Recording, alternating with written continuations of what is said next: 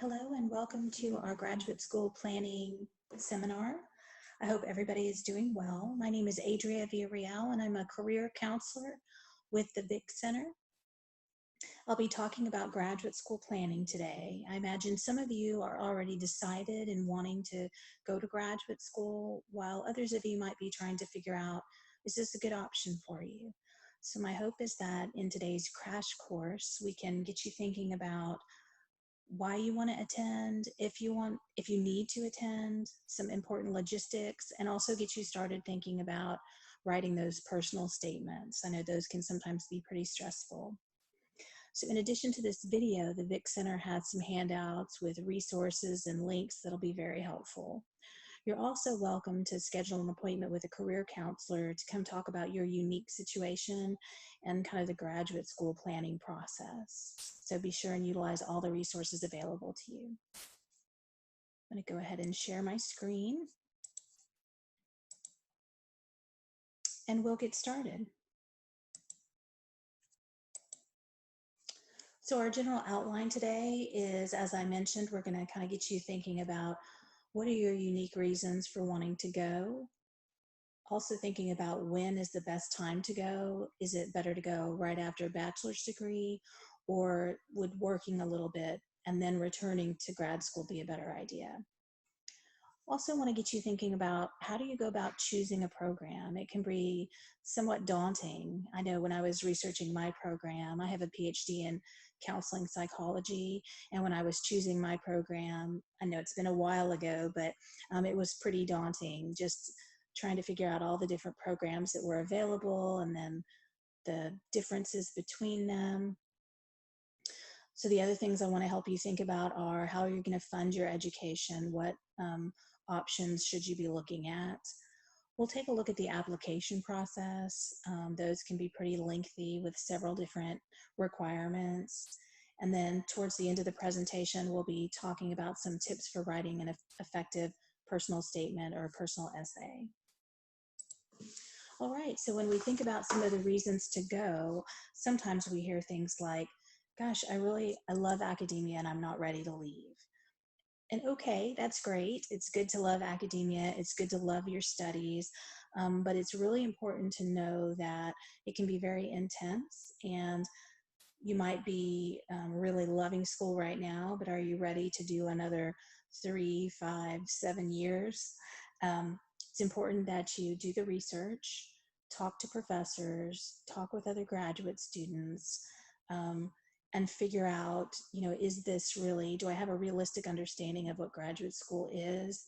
And am I ready to take that next step? We just want you to go into it with your eyes open. Sometimes we hear people say things like, I'm not exactly sure what I want to do, but grad school might help me clarify my interests. This is a very, very expensive and difficult way to clarify your interests. There are many other ways you can clarify your interests. Some of them are quite easy. You can talk with a career counselor, you can take career assessments, you can engage in that self-exploration, you can volunteer in the field to see, or in different fields to see which ones might be a good fit. So there are lots of less expensive, less tedious, time-consuming ways to help you clarify your interests. Sometimes people say, gosh, I should go now, I should go, because if I take any time off, I won't go back to school. And I just don't think this is accurate. I think if you're motivated, you will go back. So try to take that pressure off of you. I know when I was in graduate school, most of the students in my particular program had worked and then gone back to grad school. So it's very common, very, very common in some fields. So each discipline may be a little bit different, but lots of graduate school programs actually want you to have a little bit of life experience or work experience. The other thing to think about is that your employer may offer some sort of tuition reimbursement, which could help fund your graduate school education. So oftentimes people say, gosh, well, my specialized field of study requires a graduate degree. And that's true for many fields of study, that is true. For my particular field, to be a psychologist, you needed to earn a PhD and get licensed. For many other fields, there are similar requirements, either with master's degrees or PhDs or professional degrees. My entry-level salary will be significantly increased with a graduate degree. This is sometimes what people think. And yes, in general, people with advanced degrees make more than people without. But it's so discipline specific.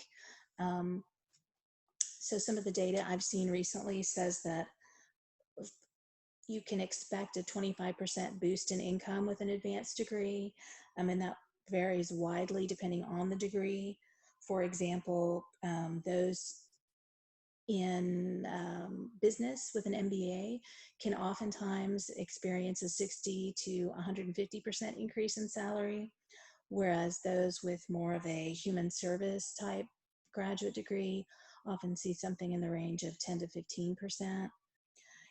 Data that I looked at recently from the 2010 census showed that those with a bachelor's degree on average made approximately $57,000. Those with a master's degree, approximately $73,000. Those with a professional degree, so a JD, an MD, a DVM, made $127,000. And those with a PhD on average made $103,000. So it's just really important that you recognize there's lots of variability, and in many fields, getting an advanced degree, it does not come with a huge increase in salary. So other times students say, gosh, I'm looking at both. I'm looking at my options for grad school and entry-level jobs. And I think that's a healthy way to approach it. You want to look at what your life looks like, what you're trying to study. And for some, the answer is very clear, because in order to go into that profession, it requires an advanced degree. Whereas for others, it might be helpful, but it's not necessary. So you really need to take a look at your unique situation. This is one of those complex decisions that has lots of different variables, and only you and maybe those close to you kind of are able to kind of know all those different variables. But it definitely requires some thought and deliberation. All right, so other things that students often struggle with is when to go to graduate school. Should they go straight out of school, straight after their undergraduate degree, or should they work first and then go to graduate school? So again, to reiterate, some occupations do require advanced degrees for their entry-level positions. So if that's the case and that's what you're hoping to do, then that decision may be a little more straightforward.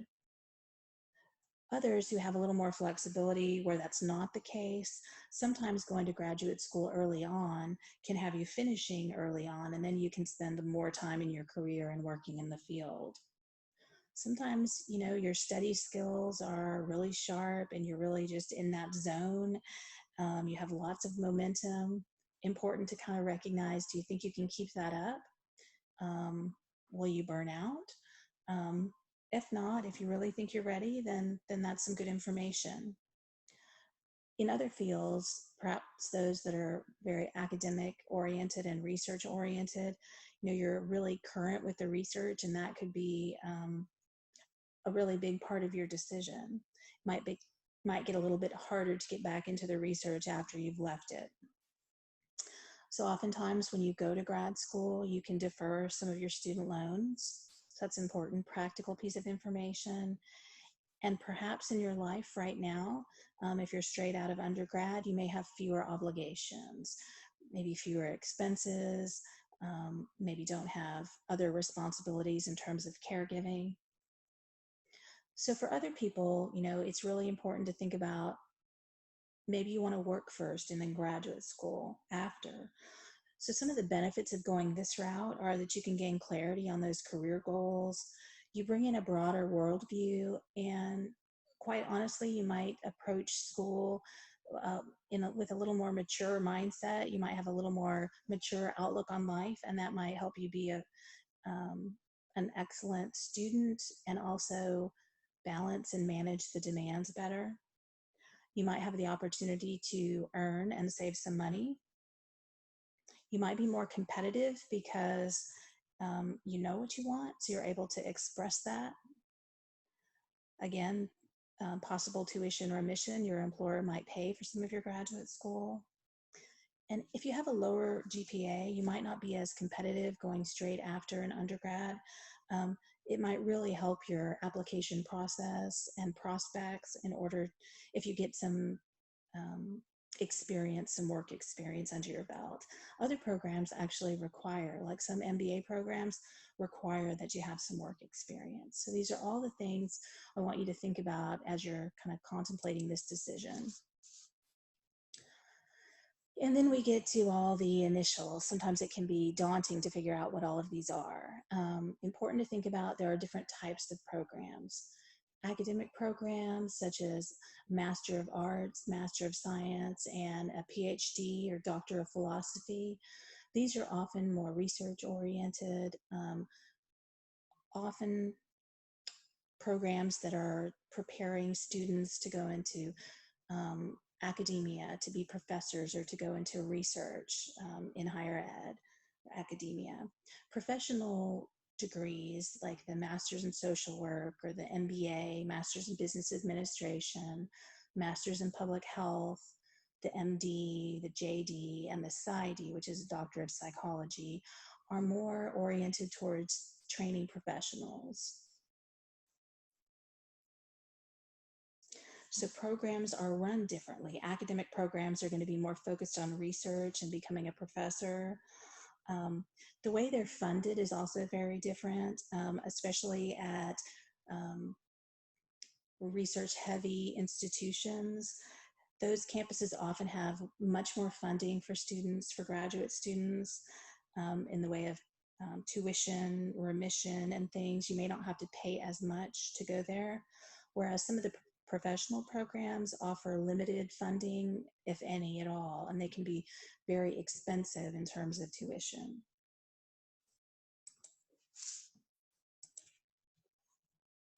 So how to choose? Logistics are super important. You'll be investing lots of time and money into this endeavor. It's really important to get a sense of what are the programs like.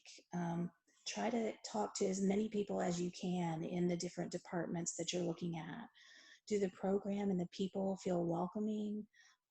Does it feel like it might be a good fit for you? If you're applying for a PhD program, it's really important to understand that you'll be working under a professor and on their research for many, many years. So it'll be really important to find somebody that you think you might enjoy working with. You also want to look at amenities. What are the buildings like? Do they seem nice? Do they look nice?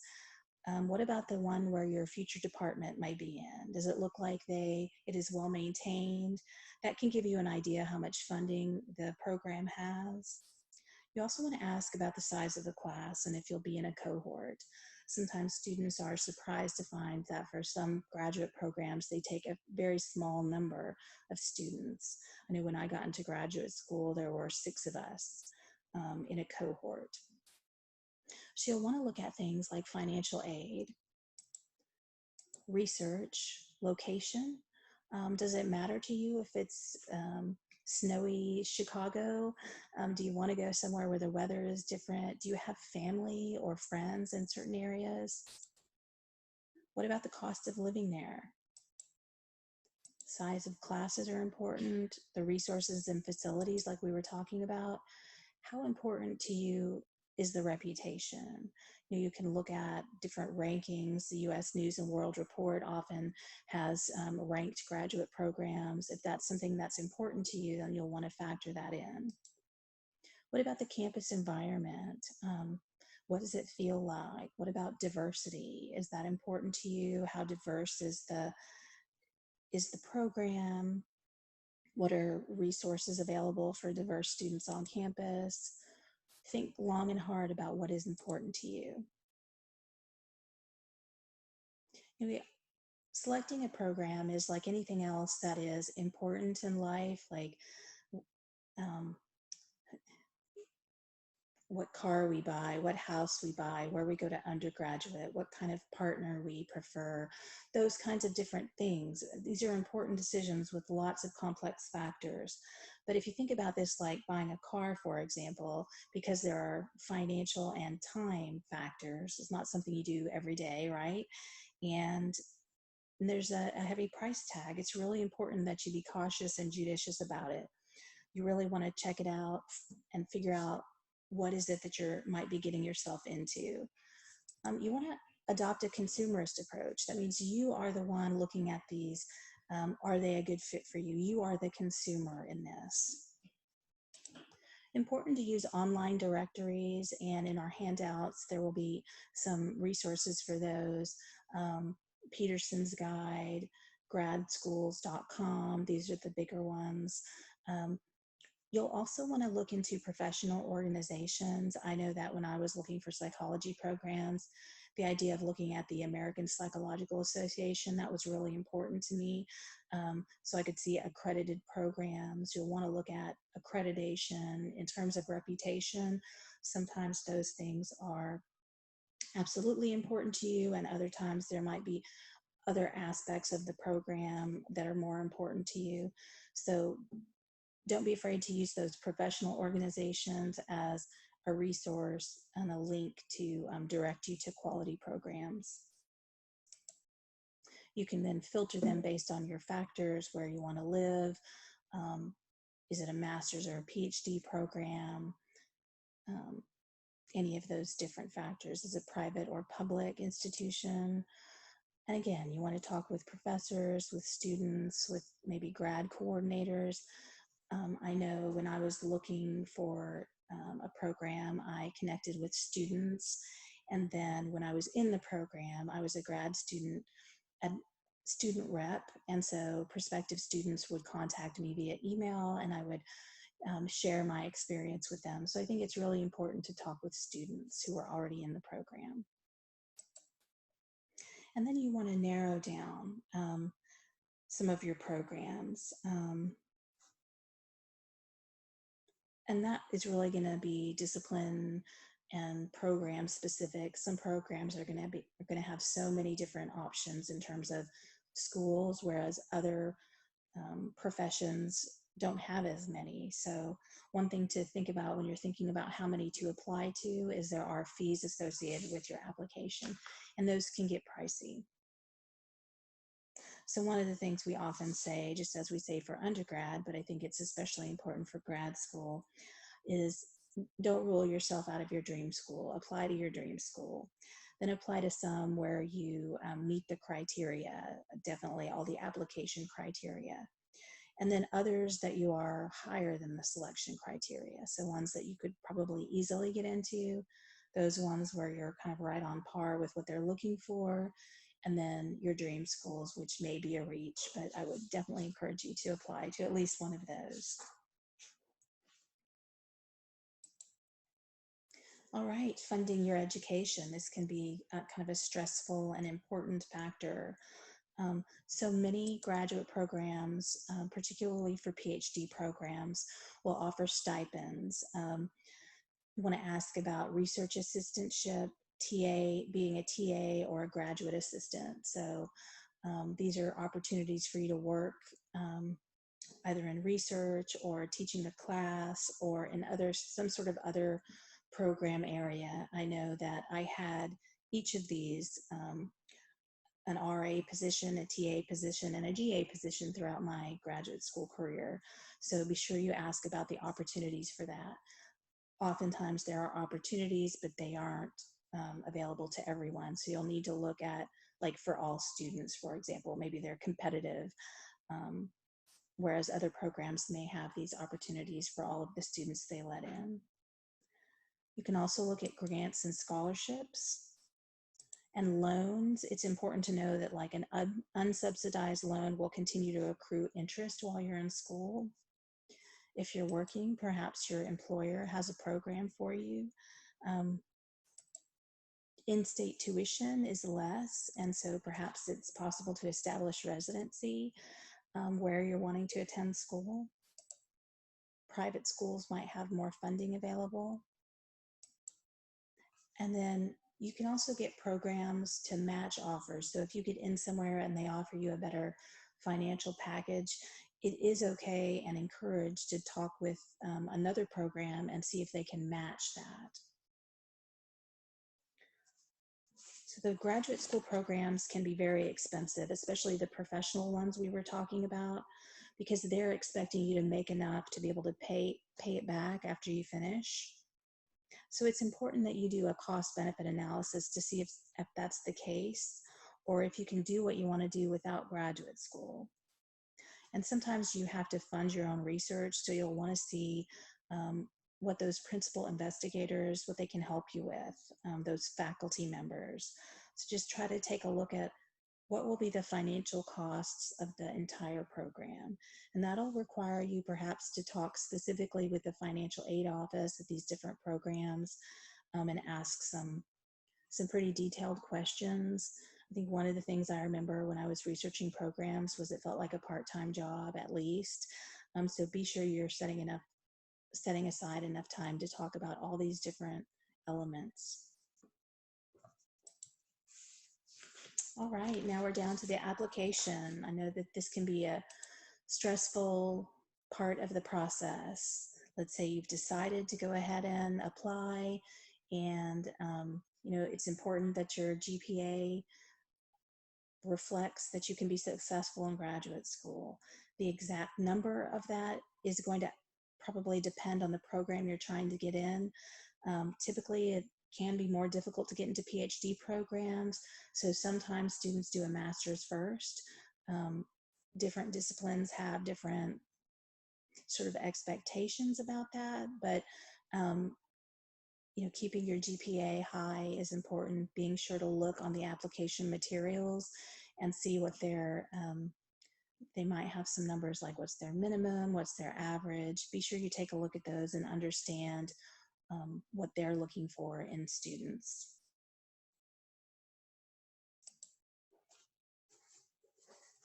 An entrance exam. You'll likely have to take an MCAT, which is for medical school, an LSAT for law school, a GRE for master's and PhD programs.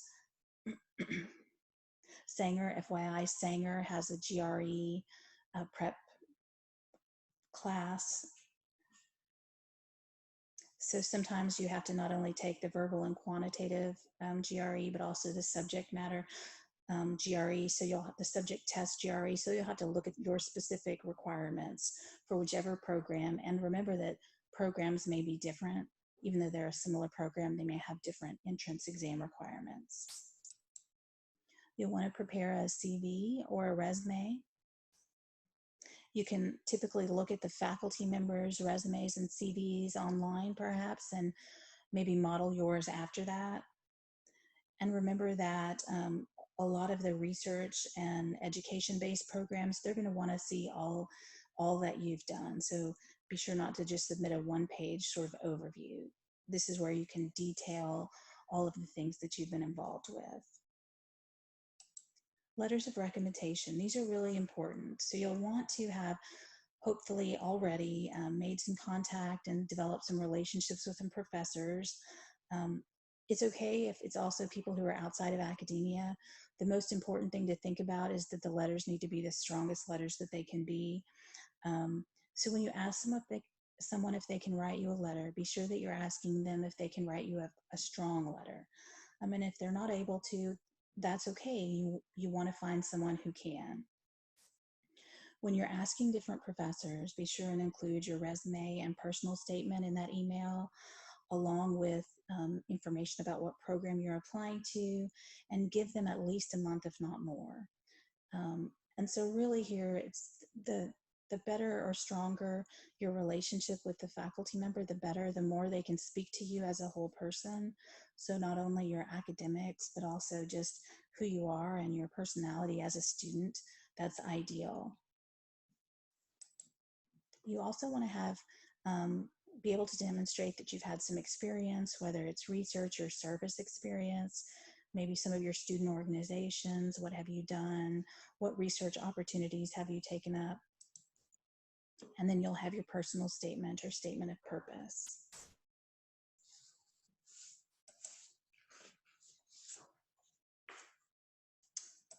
What's the purpose? So the statement of purpose explains why you want to pursue graduate school in your own words.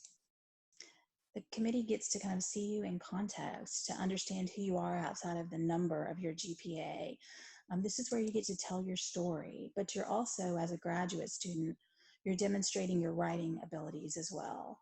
So it needs to be written at a strong academic level. So they're wanting to kind of get a sense of, will you succeed in the program? Do you have any experience in this field? What is it about this particular program that appeals to you? So this is where you need to research, and these letters will need to be tailored to each of the programs. You don't want to write a generic letter.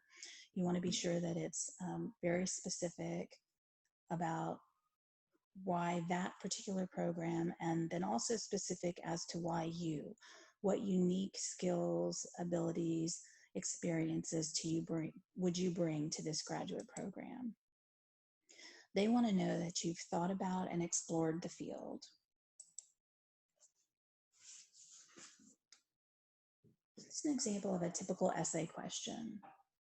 Submit a statement which would provide the admissions committee with information regarding such matters as personal, family, or educational background, experiences and talents or special interest, one's reason for applying to graduate school, as they may relate to personal goals or any other factors that you think should inform the committee's evaluation of your candidacy for admission. So what do you notice about this question? It's super vague and can include lots and lots of different things, right? It's also very broad. So every program wants you to answer the same 3 questions. Why do you want this specific program? Why are you a good fit? And what are your short and long-term goals? So let's take a look. This is our intro to writing this. So let's take a look at this as a basic outline for your personal statement. You want to kind of have an intro with a significant story, achievement, or moment, something that catches the reader's attention. You want to share experiences that have prepared you for grad school. This can be accomplishments. It can also be times when perhaps you didn't accomplish what you wanted to do, but then you persevered and you were able to learn from it. So something that speaks to who you are as a student, your resilience, your stick-to-itiveness, how you approach your work. You want to talk about future career goals with this degree. What do you hope to do with this degree? Why is this particular program a good fit? Here you might really go into the details about research that you're interested in, or particular professors and some of the work or programs that they've done. And then you want to conclude with a brief statement and end on a positive note.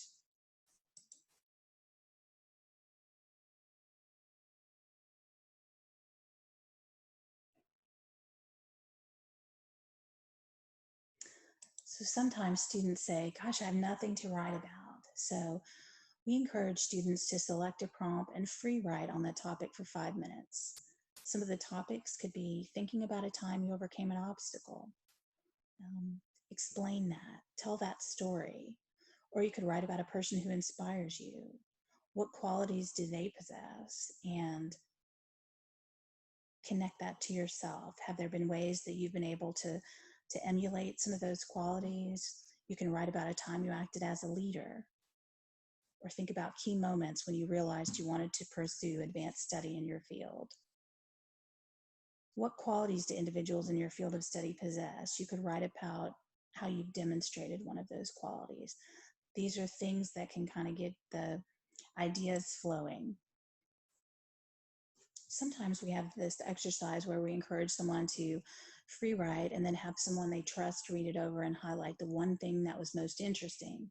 And then we encourage you to free write on that one sentence and continue this process to narrow down your content. Some of the common mistakes we've seen as we've gone over these personal statements with students is students who are trying to cover too much territory, so breadth over depth. It's important in these essays to tell your story, not as an overview or a quick summary, but to try to add some depth to it. That being said, it is also important to not tell your whole life story. So make it relevant. Pick pieces that are relevant to the question at hand, that are relevant to why you want to go to graduate school, why you want to pursue this particular field. Try to avoid dramatic generalizations if you can. I always knew I wanted to be a XYZ. We don't always know. Things happen. Try to be less generic and more unique and specific to you. Sometimes the mistake we see is people not honing in on what makes them uniquely qualified. And sometimes I see people who are struggling to give themselves credit.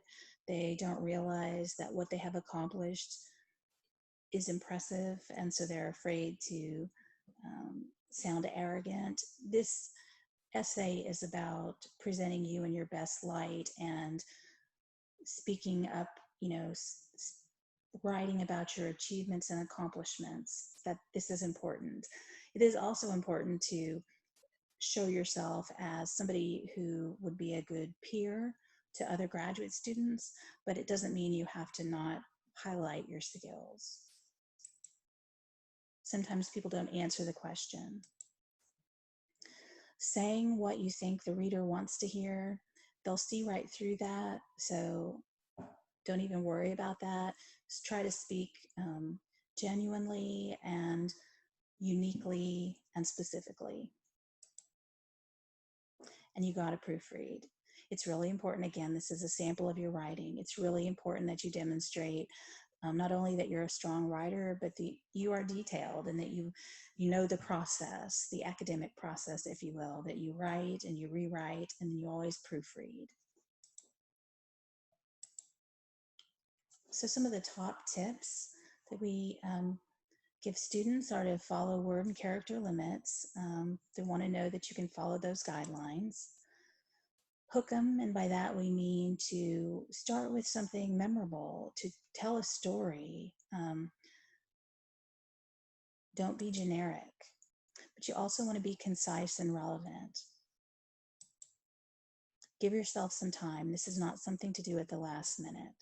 You'll probably have several drafts that you'll want to write. You'll want to get people that you trust to look it over, faculty members, friends. You're welcome to come and talk with us, career counselors. We can give you feedback as well. I think the more feedback that you get, the better.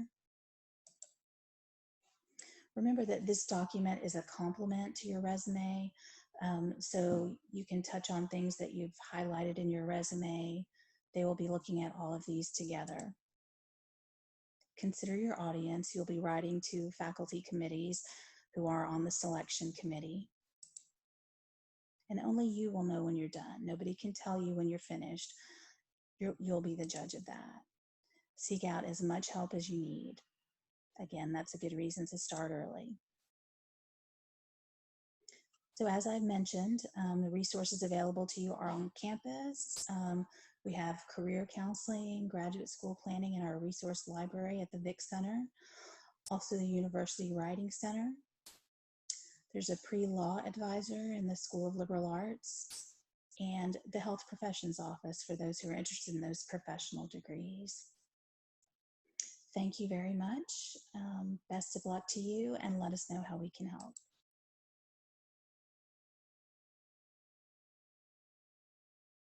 If you wouldn't mind giving us a little feedback, that would be great.